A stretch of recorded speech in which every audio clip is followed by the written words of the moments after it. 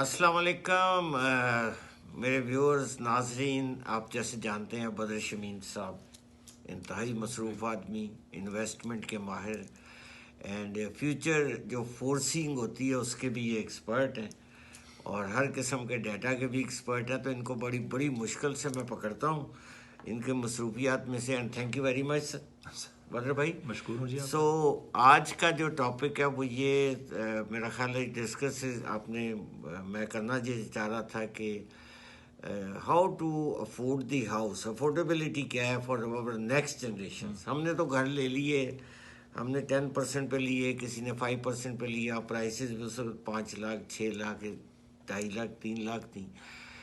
تو what do you suggest کہ how our next generation will afford the housing? So it's a very relevant question given what's happening in housing market. آج کل جو جی T A کی اور even surrounding areas کی جو housing market ہے, it's going up 10-15% a year, making it very difficult for the next generation of Ontario residents that will be coming up in terms of graduating from universities and colleges, starting jobs, not necessarily very high paying jobs, looking to buy their first house. So I think there are two ways to address this question. Okay, sir.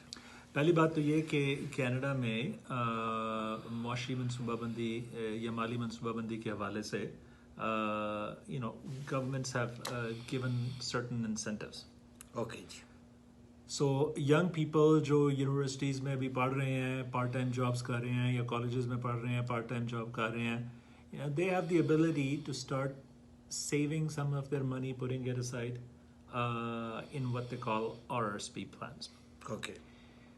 RSPs allow people to both defer taxes on some of the income they're earning, plus it acts as a tax sheltered saving vehicle. Just pay jo bhi aapka return aa raha hai investments pe, it continues to grow basically without you having to pay any taxes.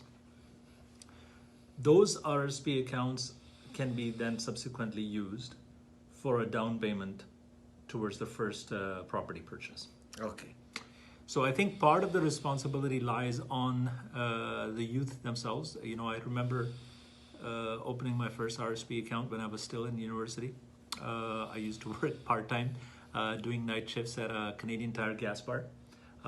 And after fourth year, I decided to go back to university part-time to get some work experience. And I ended up working full-time selling computers and business machines at an Office Depot. So whatever RSP contribution room I was allowed in those days, I tried to maximize it by putting some money away. Okay. Before I getting to a stage where I was ready to buy a house. Acha, bawajood iske, even in those days, I think I bought my first property in 2001. Okay.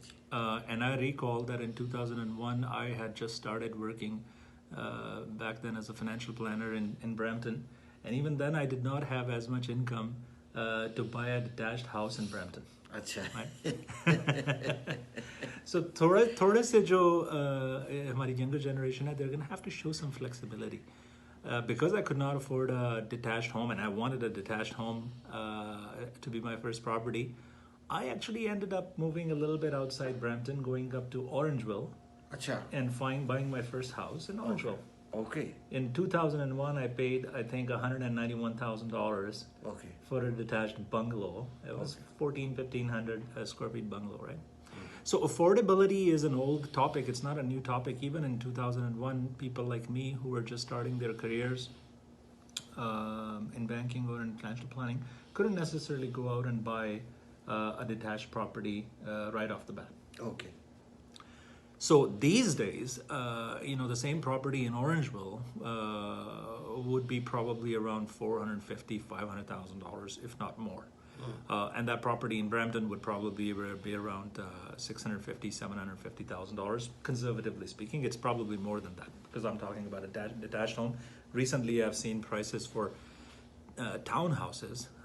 New townhouses starting at $799,000-$800,000 in Brampton, which blows my mind away, but that's what it is. So for younger generation that's now entering the real estate market after graduation, it's going to be a very difficult task saving enough down payment and qualifying for a mortgage on a townhouse, even a townhouse, not just a detached home, within GTA.